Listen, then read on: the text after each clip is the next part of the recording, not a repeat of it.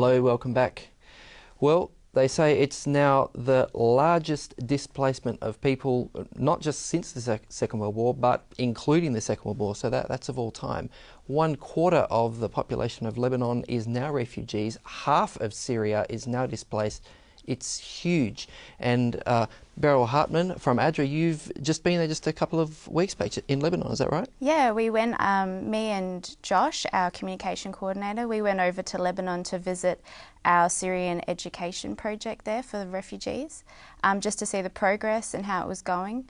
And it was interesting to go back there after a couple of years and see that not much has actually changed in the situation. Wow.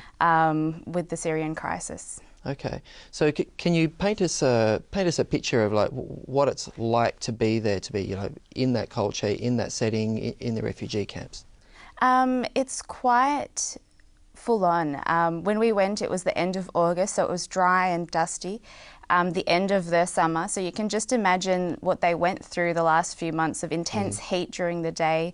Not much food and water because the UN have cut their food vouchers per family as well. So the situation is not very good. It's looking like the crisis isn't going to end very soon. So the camps are just filling up. More people are crossing the border. I think they say every second Syrian is now displaced, either outside of the country or inside of the country. Wow. Because you sort of get this picture looking at the media that, oh, well, obviously people are all going to Germany and it's all being sorted out, but it's actually getting worse. And you're saying they're running out of food. I've heard the World Food Programme is actually saying we don't have enough money to feed people. Yeah, exactly. So the refugees are really doing it tough, and only the ones that can get money are the ones that are actually being able to flee beyond Lebanon and even Turkey. You know, each refugee, they need to raise $5,000 to be able to leave the region, so to leave Lebanon or Syria. Wow. So just think of all those refugees that have escaped to Europe and how much they've had to pay someone to be able to escape. Wow, to get out of that sort of limbo of a refugee camp where water and food's running out. Boy, that's terrible. Yeah. So what is ADRA actually doing in Lebanon there to help those refugees? ADRA is working throughout the region, but in Lebanon we've set up a refugee school because we found that a lot of the children and the families, the one thing that they really wanted was education for their children. Sure. It was something that they got in Syria and that they really valued a lot. We started an education program for 120 kids. Okay. Unfortunately, we can't accept more kids, and the school actually has a waiting list. Wow. So there's classes in the morning and in the afternoon. So 2 shifts to fit in those kids. 60 kids each shift because there's only 3 classrooms, so 20 kids per classroom. And they learn in Arabic as well as some English. And we actually also employ Syrian refugees as the teachers because they understand the children, where they've come from. And they can also relate to the kids, which is really important because they've just been through a lot of trauma, obviously.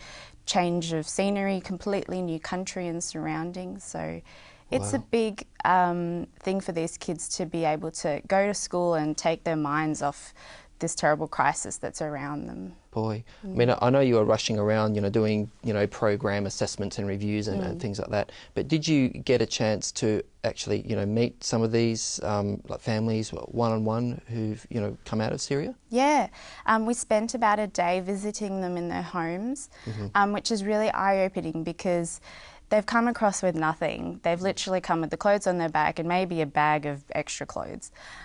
So we visited them in their homes, which most of the time was no bigger, most likely, than your bathroom at home. Well, yeah. When you say homes, are you talking about what, in an apartment somewhere or a tent, or yeah, what? No, an apartment usually. These are the urban refugees out in the outskirts of Beirut. Okay. So yeah, most of them are living in a little apartment. I wouldn't even call it an apartment. I'd say it's probably a storeroom. Wow. That size is basically what they're living in, and that usually has a family of 5 people living in it. Wow. Yeah. Boy. So the kids are often having to play outside. which the parents are often worried about because they usually live in poor regions of the city areas. So there could be like crime or... There's actually a lot of crime. In the few of the places that we visited, they were saying that once it's nighttime, a lot of terrible activity goes on at night. So they have to bring their kids in and try and keep them confined. You know, can't go out to play. They just need to stay inside once the darkness comes in. Wow, far out. So in out there in Iraq or Kurdistan or whatever it is, you know, this week, did you have a chance to like chat to any of the people there? Yeah, we've heard a few stories that have come out of Iraq, particularly with the people that we're working with in these IDP camps. For example, one lady, Amira, she came from southern Iraq as ISIS had begun to take over her town. So, of course, she tried to flee with her family, her husband and her 2 sons, but they realised it was going to be too expensive because they needed to hire a truck and attempt to hide under whatever the truck was carrying.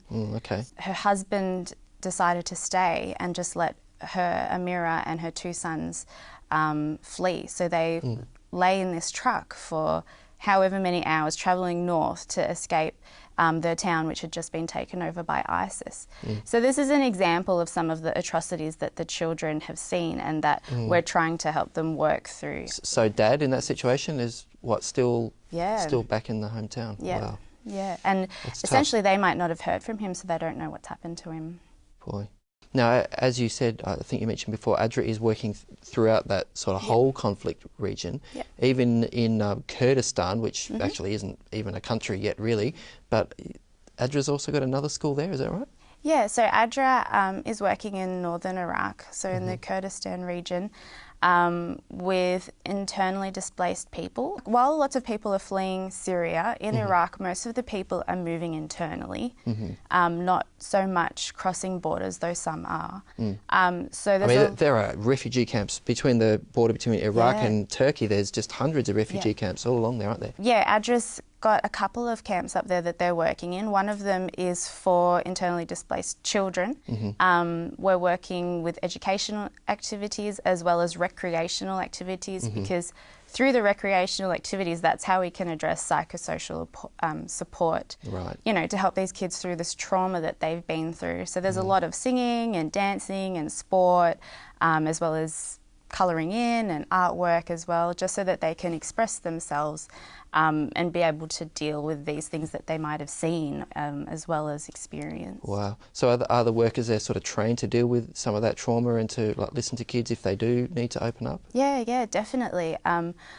The teachers are also, I think, from the Kurdistan region, so they understand these people as well and the experiences that they've been through. Wow, okay. Is ADRA actually working like in the close to the conflict zone itself, like in Syria or Iraq? ADRA is working inside Syria. However, for security reasons, we can't really discuss whereabouts or what exactly they're doing, but ADRA does have a presence throughout the region. Wow, okay. Hey, thanks so much, Beryl. I really appreciate you coming in to tell us about that. No worries. And if you'd like to check out a bit more about what ADRA is doing, not only in the Middle East but around the world, you can check their website, which is adra.org.au. We'll see you after the break.